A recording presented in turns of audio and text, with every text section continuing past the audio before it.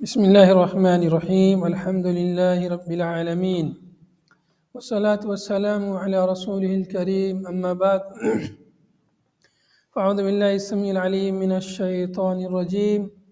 قال تعالى: لا إكراه في الدين قد تبين الرشد من الغي، فمن يكفر بالطاغوت ويؤمن بالله فقد استمسك بالعروة الوثقى لا انفصام له، والله سميع عليم.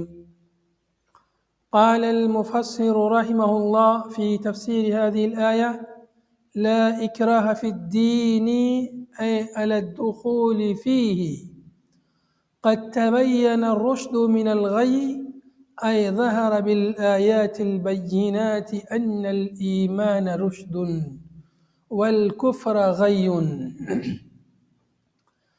مفسر فرما رہے ہیں کہ اس آیت کی تفسیر میں لا اکراہ فی الدین، دین میں کوئی زبردستی نہیں ہے. دین میں کسی پر کوئی زبردستی نہیں ہے کہ کسی کو زبردستی دباؤ ڈال کر اس کو دین میں داخل کر لیں، ایسا نہیں ہے. دین میں زبردستی کیوں نہیں ہے؟ اس لیے کہ دین یہ دل سے قبول ہوتا ہے. ایمان صرف زبان سے کلمہ پڑھ لینے کا نام نہیں ہے. ایمان نام ہے اقرار باللسان، تصدیق بالجنان والعمل بالجوارح. انسان کسی سے زبردستی ہو سکتا ہے کلمہ پڑھوا لے، ہو سکتا ہے نماز پڑھوا لے، یعنی اقرار باللسان اور عمل بالجوارح یہ تو کروا سکتا ہے، لیکن تصدیق بالجنان، دل میں بات زبردستی کوئی کسی کے نہیں بٹھا سکتا ہے. تو اس لیے دین صرف جو ہے ظاہری اعمال کا نام نہیں ہے، بلکہ دین میں ظاہری کے ساتھ ساتھ باطنی اعمال بھی ہیں. اور یہ بہت سارے یہ باطنی اعمال یہ بہت سے ظاہری اعمال سے بھی زیادہ اہمیت رکھتے ہیں، فضیلت رکھتے ہیں. اس لیے کہ اساس اور جڑ وہی باطنی اعمال ہیں. کلمہ توحید کی دل سے تصدیق کرنا، دل سے اس پر ایمان لانا، یہی اساس ہے تمام اعمال کے قبول کرنے کی. تو اس لیے دین میں زبردستی نہیں ہے، زبردستی کسی کو دین میں داخل نہیں کیا جا سکتا. یہ آیت کریمہ اور اس کے برخلاف وہ آیتیں جو جہاد کا حکم دیتی ہیں، یا وہ حدیث پاک جس میں اللہ کے نبی صلی اللہ علیہ وسلم فرمایا: امرت ان اقاتل الناس حتی یشہدوا ان لا الہ الا اللہ، کہ مجھے حکم دیا گیا ہے کہ میں لوگوں سے قتال کرتا رہوں یہاں تک کہ وہ کلمہ توحید اشہد ان لا الہ الا اللہ کی گواہی دیں. تو اس حدیث اور اس آیت کے درمیان بظاہر تعارض معلوم ہوتا ہے. اس آیت لا اکراہ فی الدین، اس آیت کے درمیان اور وہ آیتیں جو جہاد کا حکم دیتی ہیں ان کے درمیان بظاہر تعارض معلوم ہوتا ہے. اس سلسلے میں مفسرین نے کئی باتیں ذکر کی ہیں. اجمالی طور پر ان کو ہم دو حصوں میں تقسیم کر سکتے ہیں. ایک تو یہ کہ یہاں پر یہ جو لا ہے، لائے نفی جنس، لائے نفی جنس ہے، لائے ناہیہ نہیں ہے، لائے نفی جنس ہے. تو اس سے مراد کیا ہے؟ اس سے مراد نفی ہے یا نہیں مراد ہے؟ اگر اس سے مراد نفی لیتے ہیں، گویا کی خبر دی جا رہی ہے کہ دین میں کوئی زبردستی نہیں ہے، زبردستی کسی کو دین میں داخل نہیں کیا جا سکتا. اگر اس لا کو نفی کے معنی میں مان لیتے ہیں تو کوئی اشکال نہیں ہے، مطلب حکم نہیں ہو رہا ہے ایسا، بلکہ یہاں پر ایک طرح سے خبر دی جا رہی ہے. مطلب دین میں کوئی زبردستی نہیں ہے، دین کو کوئی زبردستی قبول نہیں کرتا ہے. یہ تو خبر ہے، جو کوئی قبول کرے گا اپنی من مرضی سے قبول کرے گا. جو بھی دین میں آئے گا اپنی مرضی سے آئے گا، زبردستی نہیں آئے گا. یہ ایک خبر دی جا رہی ہے. اگر خبر ہے تب کوئی اشکال نہیں ہے، کوئی ٹکراؤ نہیں ہے اس آیت میں اور دیگر نصوص کے درمیان میں. اگر اس لا کو نہیں کے معنی پر محمول کرتے ہیں، یعنی خبر کے معنی پر اکتفا نہ کرتے ہوئے نہیں کا معنی ہم اس سے لیتے ہیں، اگر یعنی لا تکرہوا احدا فی الدخول فی الاسلام، اگر اس طرح معنی لیتے ہیں کہ کسی کو آپ مجبور مت کیجئے دین میں داخل ہونے کے لیے، ایسی صورت میں بظاہر اس آیت کے مفہوم میں اور اس حدیث میں بظاہر تعارض معلوم ہوتا ہے۔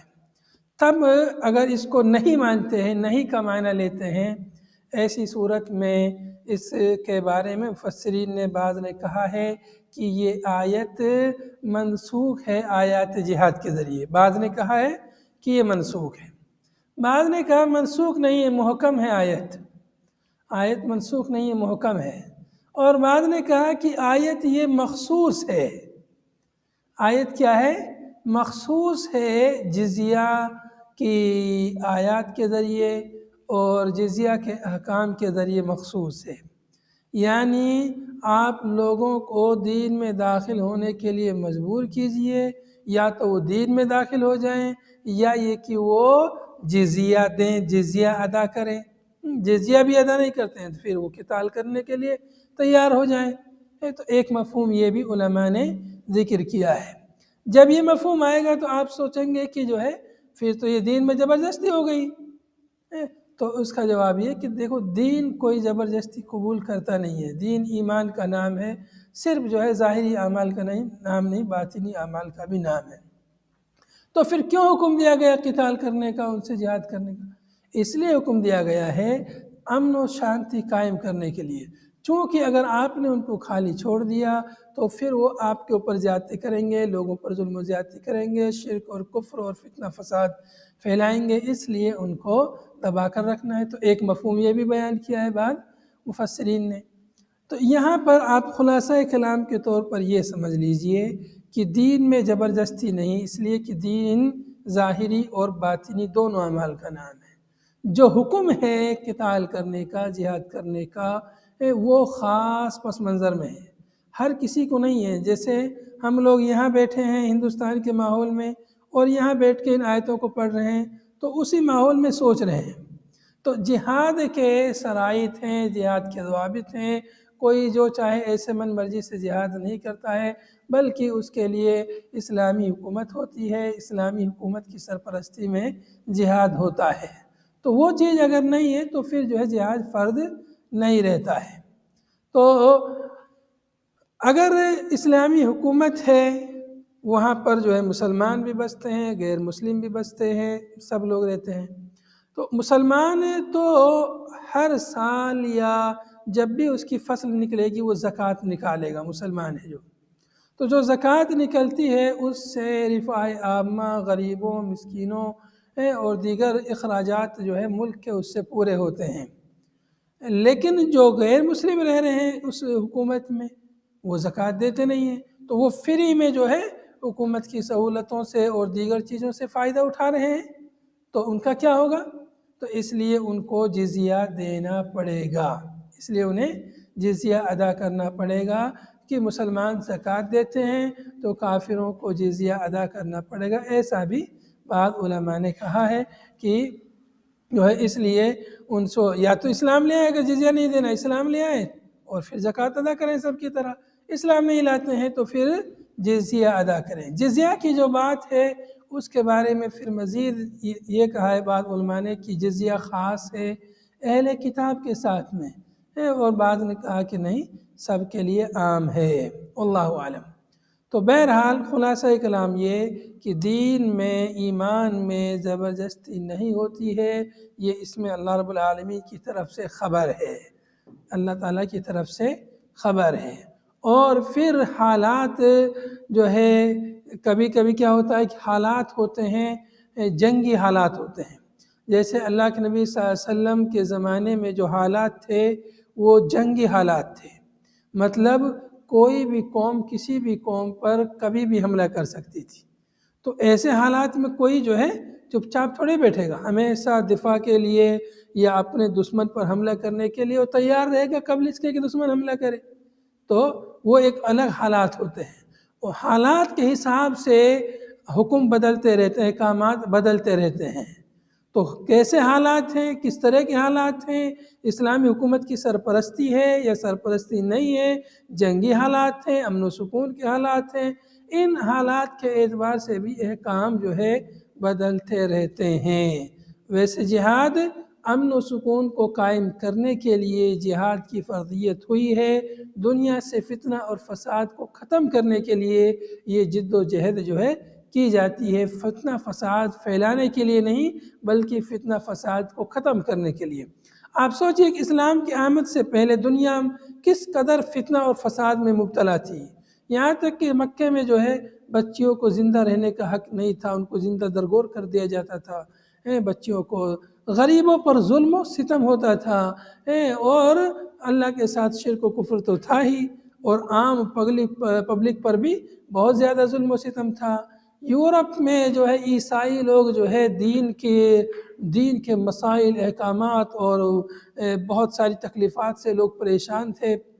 دین اسلام جیسے آیا ان لوگوں نے فوراً اس کو قبول کیا، تو اسلام کی برکت سے پوری دنیا میں امن و شانتی پھیلی، اور دنیا جہاں جہاں اسلام گیا لوگوں نے اس کو قبول کیا کہ یہ دین تو بہت ہی زیادہ امن و شانتی کی دعوت دیتا ہے۔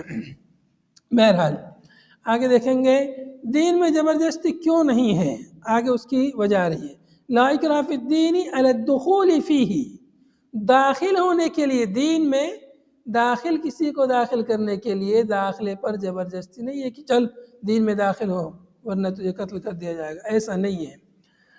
اللہ کے نبی صلی اللہ علیہ وسلم جب جہاد کے لیے لوگوں کو بھیجتے تھے تو کہتے تھے کہ ان کو پہلے دین کی دعوت دو، اگر دین کی دعوت مان لیتے ہیں جہاد ختم، ان سے جو ہے اس سے لڑائی نہیں ہے۔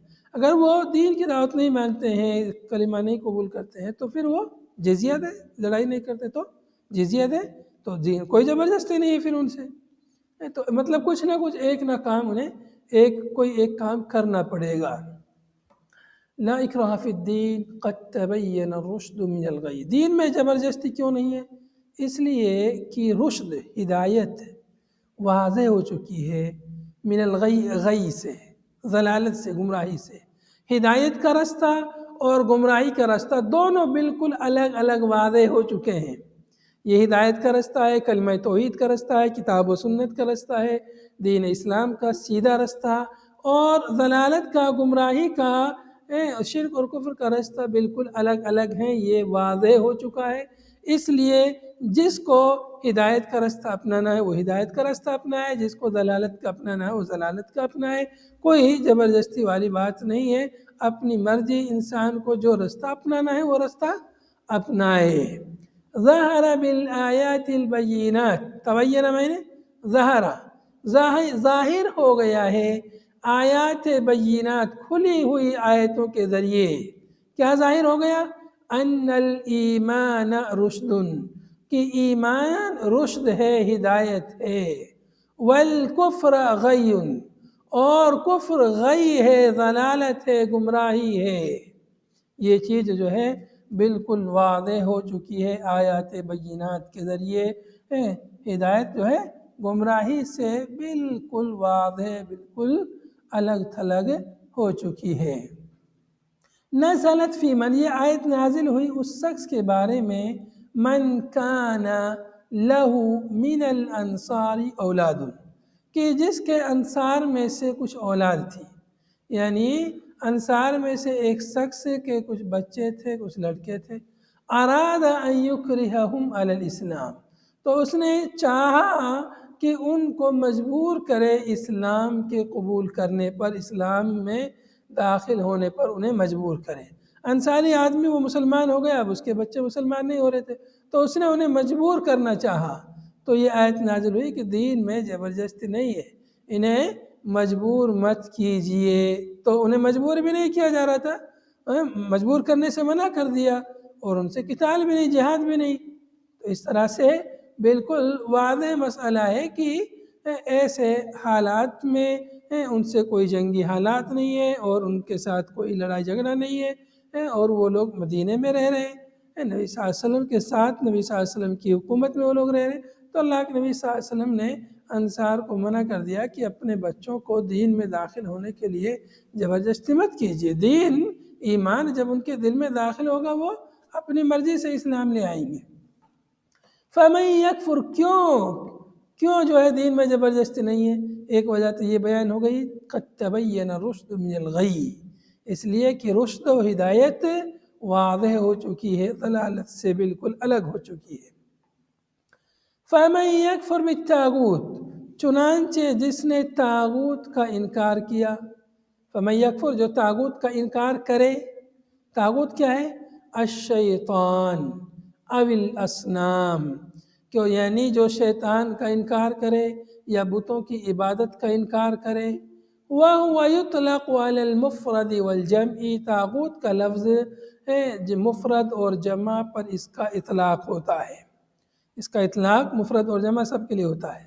طاغوت کہتے ہیں ہر چیز جس کی اللہ کے علاوہ عبادت کی جائے، سب جو ہے وہ طاغوت کے معنی میں۔ تو جس نے طاغوت کا انکار کیا مطلب غیر اللہ کی عبادت کا جس نے انکار کیا، مطلب کیا ہوا پھر؟ غیر اللہ کی عبادت کا انکار کرے گا تو صرف اللہ کی عبادت کا اقرار کرے گا۔ وَيُؤْمِن بِاللَّهِ، طاغوت کا انکار کیا جس نے اور اللہ پر ایمان لایا، فقد من یہاں پہ شرطیہ ہے، من یکفر جو بھی انکار کرے، اس لیے یکفر فعل مضارع جواب شرط یہ مجزوم ہے۔ فمن یکفر جو انکار کرے طاغوت کا اور اللہ پر ایمان لائے، فقد استمسک یہ جواب شرط ہے، فقد استمسک بالعروۃ الوثقی، تو تحقیق کہ اس نے مضبوطی سے پکڑ لیا عروۃ الوثقی کو۔ فقد استمسک، استمسک یعنی تمسک، مضبوطی سے پکڑ لینا ہے، تمسک میں نے پکڑنا۔ کس کو پکڑ لیا اس نے؟ جس نے طاغوت کا انکار کر دیا، اللہ پر ایمان لایا، اس نے کیا پکڑ لیا؟ عروۃ الوثقی اس نے پکڑ لیا۔ عروۃ الوثقی کیا ہے؟ بالعقد المحکم، مؤلف کہہ رہے ہیں کہ اس سے مراد کیا ہے؟ عقد محکم۔ اصل عروۃ الوثقی کا جو معنی ہوتا ہے وہ ہے عروہ یعنی کڑا، مضبوط کڑا یا حلقہ، مضبوط کڑا یا حلقہ۔ مراد یہاں پر کیا ہے؟ مراد یہاں پر ہے اسلام۔ مفسرین نے عروۃ الوثقی کی تفسیر میں کئی باتیں ذکر کی ہیں۔ کسی نے کہا عروۃ الوثقی سے مراد کلمہ توحید لا الہ الا اللہ ہے، کسی نے کہا عروۃ الوثقی سے مراد ایمان ہے، کسی نے کہا اسلام ہے، کسی نے کہا قرآن مراد ہے، لیکن سب اقوال مترادف ہیں۔ کلمہ مراد لو یا ایمان مراد لو، دین مراد لو ہے، قرآن مراد لو، سب یعنی متقارب معنی ہے، اس لیے کہ جو قرآن کو مانے گا کلمے کو بھی مانے گا، جو کلمے کو مانے گا قرآن کو بھی مانے گا، اسلام کو بھی مانے گا، تو اس لیے معانی سب متقارب ہیں۔ تو جس نے کفر طاغوت کا کفر کیا، طاغوت کا انکار کیا، اللہ پر ایمان لایا، اس نے عروۃ الوثقی کو مضبوطی سے پکڑ لیا۔ تو عروۃ الوثقی سے کیا مراد ہے؟ عروۃ الوثقی سے مراد ہے دین اسلام۔ تو اس نے گویا دین اسلام کو، ایمان کو، قرآن کو مضبوطی سے تھام لیا۔ ویسے عروۃ الوثقی کا لفظی جو معنی ہے وہ ہوتا ہے عروہ میں نے کڑا۔ جیسے آپ کوئی کڑا ہے کہیں پہ، کڑا رہتا ہے نا گول ہلکا نما، یا یہ کہ کسی بھی چیز کو پکڑنے کے لیے جو رہتا ہے ہینڈل، ہینڈل کہہ سکتے ہیں آپ اس کو، اگر وہ مضبوط ہے کوئی اور آپ اس میں پکڑ کر لٹک گئے تو آپ گرنے سے بچ جائیں گے۔ مطلب نیچے کھائی ہے، نیچے کنواں ہے، گڈھا ہے اور آپ کو بچنا ہے تو اس کو پکڑ لیا آپ نے۔ تو جس نے اسلام کا کڑا پکڑ لیا تو وہ گمراہی کے گڑھے میں گرنے سے بچ گیا، ضلالت کے گڑھے میں، جہنم کی کھائی میں گرنے سے وہ بچ گیا۔ تو جس نے طاغوت کا انکار کیا، اللہ پر ایمان لایا، گویا اس نے عروۃ الوثقی کو، نجات کے کڑے کو گویا اس نے پکڑ لیا، نجات کے ہینڈل کو اس نے تھام لیا ہے، اب وہ جو ہے گرے گا نہیں۔ آگے اس کی وضاحت ہے لانفصام لہا، لانفصام لہا یعنی انفصام انقطاع، ایسا کڑا جس میں انقطاع نہ، ٹوٹے نہیں جو کڑا، اس کڑے کو اس نے پکڑ لیا۔ تو اسلام کا جو کڑا ہے، کلمہ توحید کا جو کڑا ہے، کلمہ توحید کا جو ہینڈل ہے، جس نے اس کو تھام لیا، پکڑ لیا، وہ اب ضلالت کی کھائی میں گرنے سے بچ گیا، گمراہی اور جہنم میں، جہنم کے گڑھے میں گرنے سے گویا وہ بچ گیا۔ تو مؤلف نے یہاں جو معنی ذکر کیا ہے وہ کیا ہے؟ بالعقد المحکم، یعنی عقد کہتے ہیں گرہ کو، باندھنے کو، محکم یعنی مضبوط، تو مضبوط گرہ کے ساتھ، مضبوطی کے ساتھ اس نے گویا اس کو تھام لیا ہے۔ لا انفصام لہا، یعنی انفصام کا معنی آگے دیا، لا انقطاع لہا، جس میں کسی قسم کی کوئی ٹوٹ پھوٹ نہیں، انقطاع نہیں ہے، شکستگی نہیں، کچھ نہیں، ایسے کڑے کو اس نے پکڑ لیا ہے۔ آپ یہاں غور کریں گے آیت کریمہ میں دو چیزیں، پہلے نفی اور پھر اثبات۔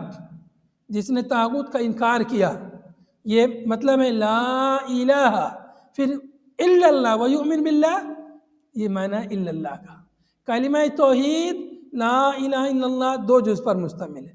پہلے نفی لا الہ، کوئی معبود نہیں الا اللہ، سوائے اللہ کے، وہی چیز اس آیت میں بھی ہے۔ پہلے طاغوت کی نفی ہے، پھر اللہ پر ایمان ہے۔ کوئی شخص طاغوت پر ایمان رکھے، اللہ کے علاوہ کسی اور پر بھی ایمان رکھے، اس کے بارے میں بھی ایسا اعتقاد رکھے کہ یہ بھی عبادت کے لائق ہے، یہ بھی دعا کے لائق ہے، اور اللہ پر بھی ایمان رکھے، اللہ سے بھی دعا کرے، تو یہ ایسا ایمان اللہ کو قبول نہیں ہے۔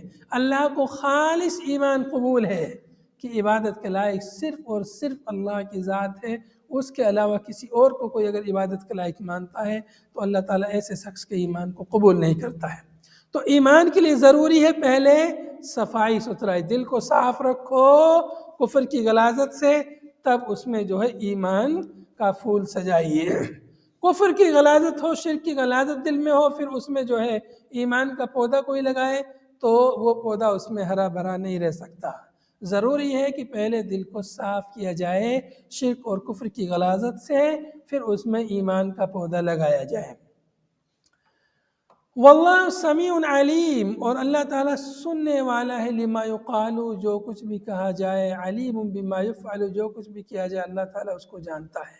جو کچھ بھی کوئی بولے، جو کچھ بھی کوئی کہے، جو کچھ بھی کوئی کرے، اللہ رب العالمین سب کے بارے میں علم رکھتا ہے، ہر کسی کی بات کو اللہ تعالیٰ سنتا ہے۔ اللہ ولی الذین آمنوا، اللہ تعالیٰ ولی ہے مومنین کا۔ اللہ ولی الذین آمنوا، اللہ تعالیٰ کیا ہے؟ ولی ہے، ناصر ہے، مددگار ہے، کن لوگوں کا؟ ان لوگوں کا جو اللہ پر ایمان لائے۔ کون ولی ہے؟ مومنین کا ولی کون ہے؟ مومنین کا ولی اللہ تعالیٰ ہے۔ فرمائے واضح الفاظ میں اللہ نے کہہ دیا اللہ ولی الذین، اللہ تعالیٰ مومنین کا ولی ہے، مومنین کا دوست ہے، ناصر ہے، مددگار ہے۔ یخرجہم، ان کا ناصر ہے اللہ تعالیٰ، ان کا ولی ہے، تو اللہ تعالیٰ کیا کرتا ہے؟ یخرجہم من الظلمات الی النور، اللہ تعالیٰ انہیں ظلمات سے، اندھیروں سے اللہ تعالیٰ انہیں نکالتا ہے، ظلمات سے، اندھیروں سے انہیں نکالتا ہے، کدھر؟ الی النور، روشنی کی طرف، ایمان کی طرف۔ یہاں پر ظلمات جمع ہے اور نور مفرد ہے، کیوں؟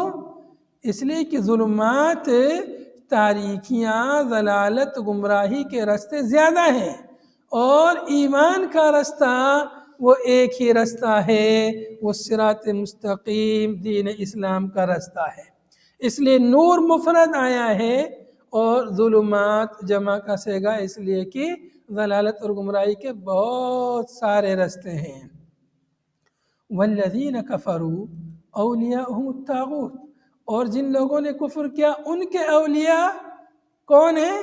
طاغوت ہیں۔ اولیاءہم، یہاں پہ دیکھو ولی کا لفظ آیا، اللہ اکیلا، اس لیے ولی مفرد ہے، اور کفار کے بہت سارے ولی ہیں، ان کے بہت سارے باطل معبود ہیں، سینکڑوں نہیں، ہزاروں نہیں، کروڑوں اور خربوں جو ہے ان کے باطل معبود ہیں۔ اس لیے فرمایا والذین کفروا اولیاءہم الطاغوت، جن لوگوں نے کفر کیا ان کے اولیاء طاغوت ہیں۔ طاغوت دیکھیے یہاں پہ پہلے بیان کر دیا، مفرد اور جمع دونوں کے لیے آتا ہے طاغوت کا لفظ، تو یہاں پر جو ہے گویا مفرد کے لیے آیا ہے اور یہاں پر جو ہے جمع کے لیے ہے، یہاں پر جمع کے لیے۔ فَمَن يَكْفُرْ بِالطَّاغُوتِ، من، لفظ من کی رعایت کرتے ہوئے طاغوت کو مفرد کے معنی میں لے سکتے ہیں، اور لفظ من میں جو معنی ہے جمع کا، اس اعتبار سے طاغوت کو جمع کے معنی میں بھی لے سکتے ہیں۔ اور یہاں پر طاغوت جمع کے معنی میں، اس لیے کہ اولیاء جمع کا صیغہ ہے۔ تو کافرین کے بہت سارے اولیاء ہیں۔ ایسے ہی آپ دیکھیں گے مسلمانوں میں بھی جو بہت سارے لوگوں نے اولیاء بنا رکھے ہیں، بہت سارے مزاروں کے پجاری، ایک آدھ دو چار 10 20 جو ہے ان کے ولی نہیں ہیں، ہزاروں کی تعداد میں آپ کو مزارات ملیں گے جن کو لوگوں نے اولیاء اللہ بنا رکھا ہے۔ کس کو کیا پتا کہ وہ اللہ کے ولی ہیں کہ نہیں ہیں، لیکن لوگوں نے بنا رکھا ہے۔ اللہ کے جو ولی ہوتے ہیں، اللہ کے جو اولیاء ہوتے ہیں، وہ اللہ کے دین پر چلنے والے ہوتے ہیں، وہ شرک اور کفر سے لڑنے والے لوگ رہتے ہیں، شرک اور کفر کرنے والے نہیں۔ آج جو ہے مسلمانوں نے ایسے لوگوں کو ولی بنا کے رکھا ہے جو نماز پڑھنا تو دور کی بات، وہ لوگ جسم پر کپڑا نہیں رکھتے، ننگے لوگوں کو ولی بنا کے رکھا، نعوذ باللہ۔ ننگے جسم پر کپڑا نہیں ہوتا، ایسے لوگوں کو وہ لوگ ولی سمجھ بیٹھے ہیں۔ جہالت کی حد ہو گئی ہے۔ عجیب مطلب اعتقاد ہے کہ اگر کہتے ہیں کہ اگر سر پر جو ہے ٹوپی نہ ہو تو بولتے نماز نہیں ہوتی، اور پورے جسم پہ کپڑا نہ ہو تو وہ اللہ کا ولی بن جاتا ہے۔ عجیب فلسفہ ہے۔ تو یہ کافرین کی عقل جو ہے، لہم قلوب لا یفقہون بہا، دل ہوتا ہے سمجھتے نہیں ہے۔ یہ کافروں کے جو اولیاء یہ کیا کرتے ہیں، یخرجونہم من النور الی الظلمات، یہ ان کو نکالتے ہیں، اولیاء ہیں جو ان کے دوست ہیں، اولیاء ہیں جو کفار کے، وہ یخرجونہم من النور الی الظلمات، ان کو نور سے ظلمات کی طرف لے جاتے ہیں، روشنی سے اندھیرے کی طرف لے جاتے ہیں، یعنی ایمان سے ظلمت کی طرف، گمراہی کی طرف لے جاتے ہیں۔ کیسے لے جاتے ہیں جب ایمان ہے ہی نہیں ان کے پاس؟ کیسے نکالتے ہیں؟ یخرجون، ہم ان کو نکالتے ہیں ایمان سے ظلمات کی طرف۔ جب وہ ایمان میں ہے ہی نہیں تو کیسے نکالتے ہیں؟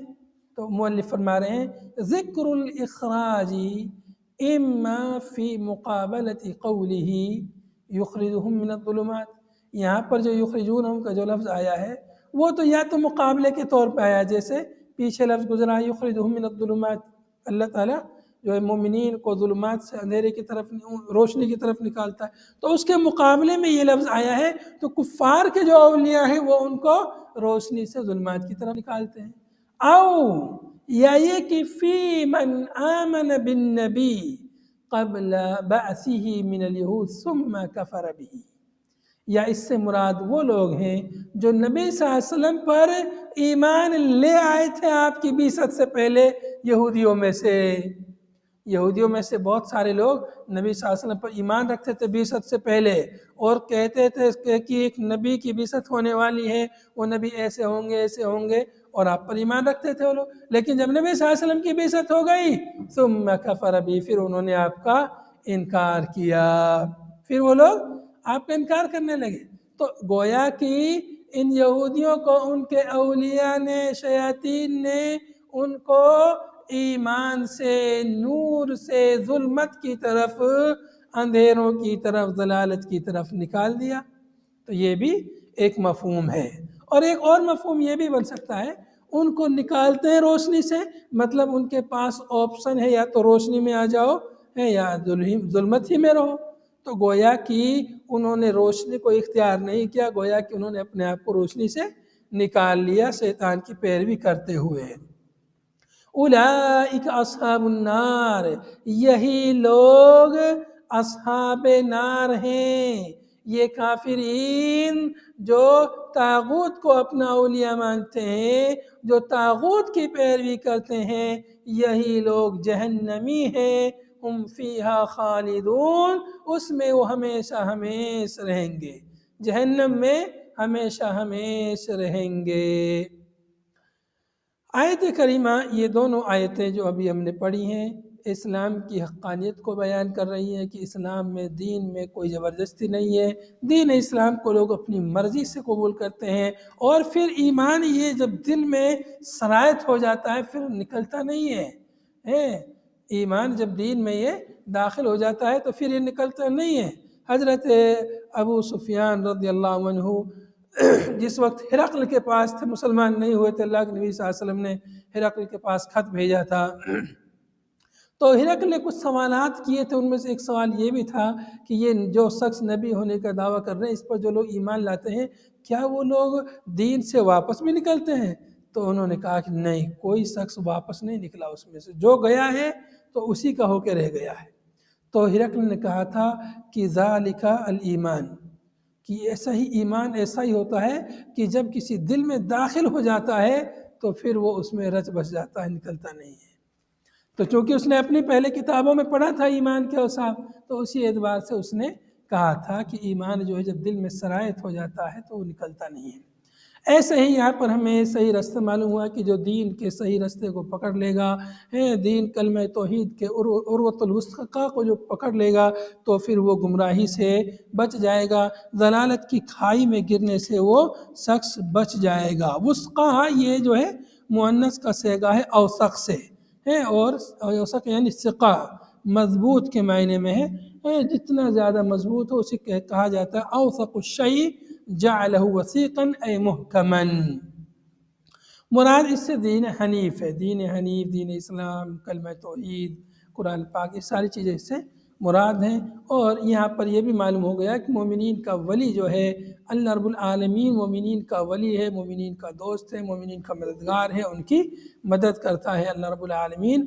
اور مدد کا مطلب یہ نہیں کہ ان کے لیے مالوں کی ریل پیل لگا دی، مدد کا مطلب ہے اللہ تعالیٰ ان کو ظلمات سے، اندھیروں سے روشنی کی طرف نکالتا ہے، اور ان کے لیے اپنی بے شمار نعمتیں جو ہے اللہ تعالیٰ آخرت میں جنت میں عطا فرمائے گا۔ دنیا میں بھی بے شمار نعمتیں ہیں، دنیا میں بھی اللہ تعالیٰ نے بے شمار نعمتیں دیں، لیکن آخرت میں اللہ تعالیٰ اس کا بدلہ ان کو حقیقی بدلہ آخرت میں دے گا۔